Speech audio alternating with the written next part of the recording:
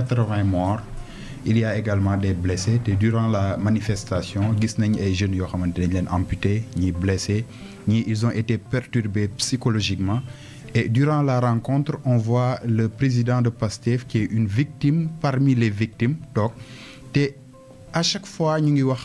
justice dafa war a am, c'est un mot qui revient chaque jour. Concrètement, par rapport à la faute commise par le régime précédent, lan ngeen di xaar concrètement par justice lan lay doon yéen seen bébét ak seen bëgg-bëgg. jërëjëf Baye Ndongo. justice ku ñu tooñ. ci yoon nga xala dem pour mu rendre la justice. rendre justice mooy lan. gis nañ fi dans des images à part ou Parcelles Assainies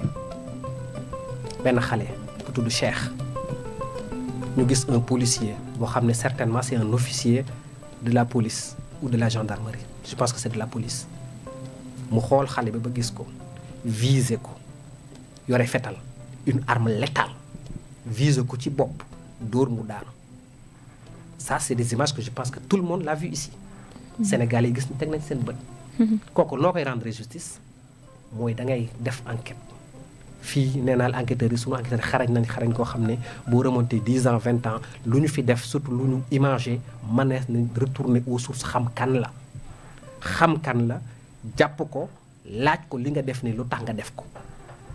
enquêtes yi ñoom ñoo ñu gën a xarañ ci nañu enquêté mën nañu remonter jusqu'à la source ba ki nga xam ne moo doon joxe ordre yi kooka day bokk ci ñi ñuy jàppale parce que au nom de quoi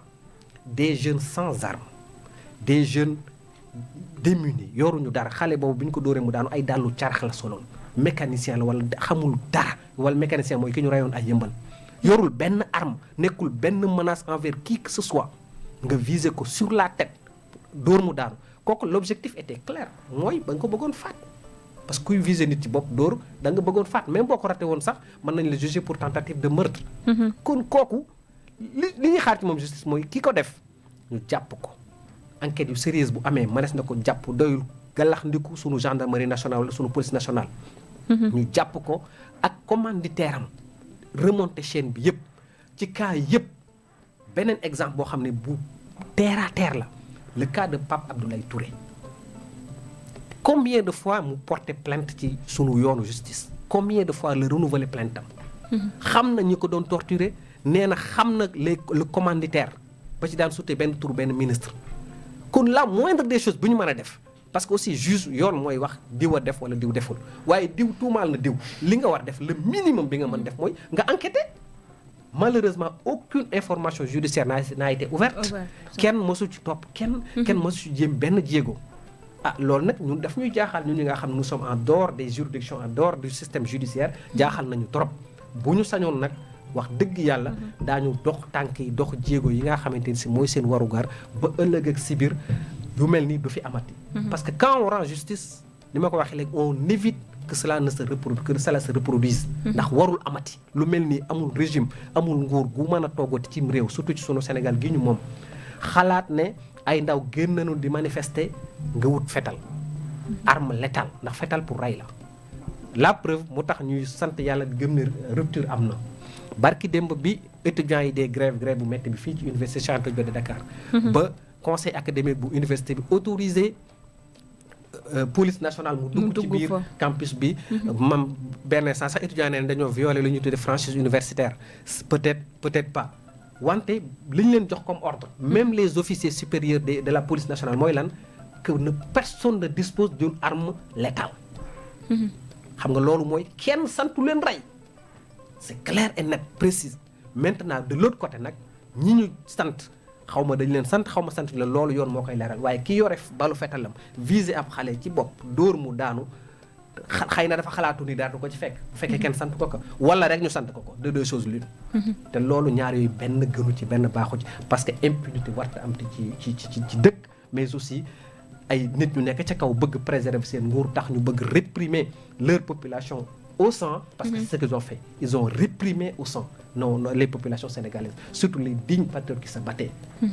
loolu nag du naax saay illaa yow mi diini dëgg yoon dana ci def liggéeyam parce que ñun kenn ku ci nekk ci ñun mënoon nga nekk victime de cela. ba ci président Diomaye ba ci président Ousmane Sonko ba ci keneen ak keneen déjà ñoom ay victimes lañu waaye ces martyrs là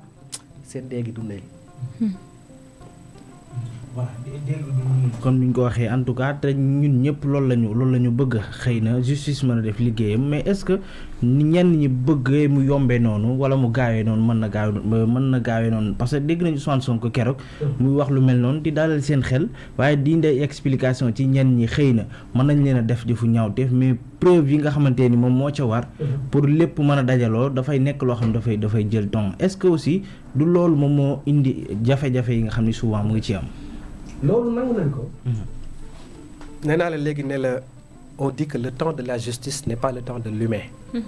loolu amuñu ci problème waaye ñun dañoo gisagul benn jéego bu ñu teg pour en cette direction là loolu moo ñu jaaxal bu fekkoon ni teg nañu jéego kat ñu ne ñu ngi wëri teg nañ ay commission rogatoire ñu ngi teg ay wala assemblée nationale def lu ñu tudd commission d'enquête parlementaire ñu mën sax nangu ni au moins il y a des pas qui sont mis en avant pour dem vers la justice. Malheureusement depuis lors gisaguñu dara man de gisuma ku gis na ma wax ñu teg benn jéego ni lii kat événement de 2021 à 2024 lii am na ci leen na ci teg nañu telle commission teg nañu telle structure pour ñu enquêter ci loolu su amoon ñu ma ne xëy na dajale preuve moo yombul xëy na déglu ñëpp moo yombul xëy na ñii gisuñu leen xëy na mais depuis lors c'est le calme plat gisuñu dégguñu loolu nag daf ñuy jaaxal maintenant nag bu fekkoon sax communication am na ci ñu leeral ñu mën a sax comprendre waaye malheureusement c'est le calme plat personne ne dit rien on laisse les choses courir mais ñun Pastef nag insha allahu rabbi on ne laissera pas cette situation perdurer là li ñu mën def mooy le maximum de pression qu'on pourra on la mettra sur cette justice là pour que dëgg am yoon am ñi ñu tooñ ñu mën leen a fajal seen tooñ te li ma wax léegi ñun li ñu mën def mooy accuser waaye du ñun ñooy naan ñooy dogal lii moo am kii moo def loolu yoon moo koy def ñun li ñu mat dañu tooñ ñu dem ci yoon pour yoon fajal ñu pour yoon leeralal ñu loolu kese la ñu sàkku que justice soit rendue que justice soit faite pour nos martyrs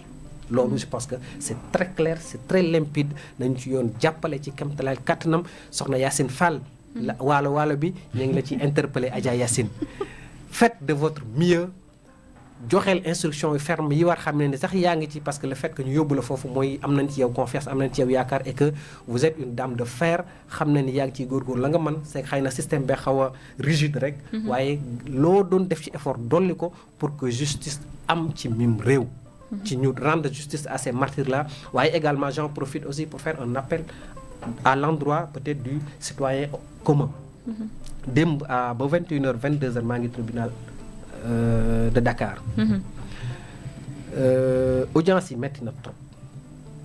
Audience yi metti na trop maa ngi sàkku ci justice Sénégal nañu gën a dawal yërmaane nañu gën a ubbi ay concours pour jël ay magistrats supplémentaires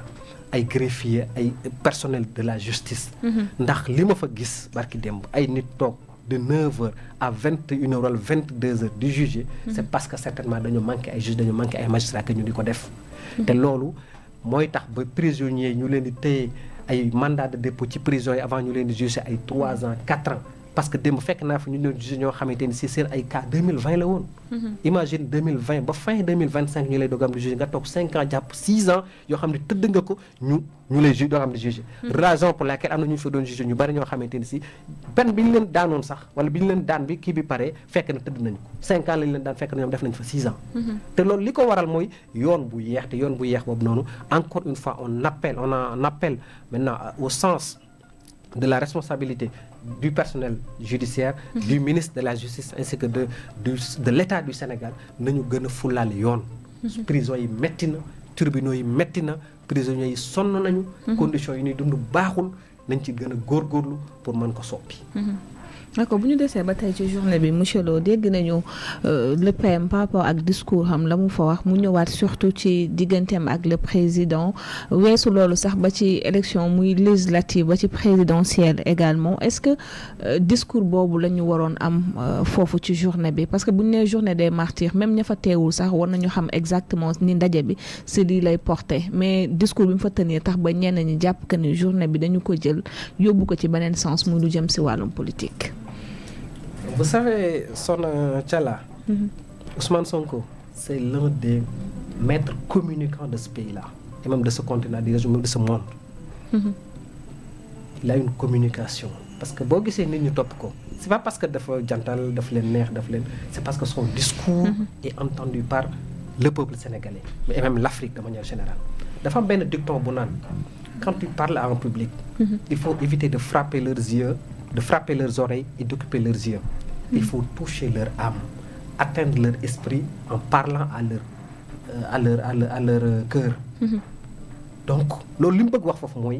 ay nit bu fekkee ne da ngay waxtaan ak ñoom. da nga leen di wax lu ñu mën a dégg. Ousmane Sonko wax loolu tax ko woon jóg. Ousmane dafa ñëw pour wax ak ay rakkam ay doomam.